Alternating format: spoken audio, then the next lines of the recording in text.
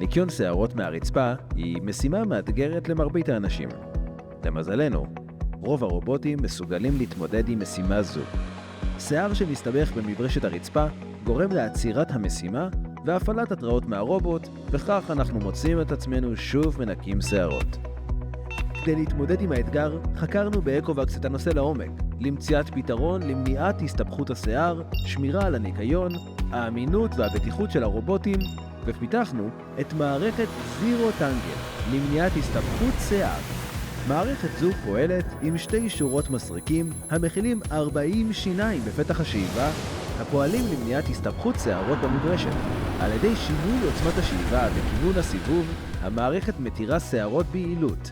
האפקט המשולב של המחסום הפיזי ולחץ האוויר מפרידים את השיער מהמברשת הישר אל תא איסוף האבק. בנוסף, מחלקת המחקר והפיתוח עיצבה מחדש את צבעי המברשת עם זווית הטיה של 21 מעלות.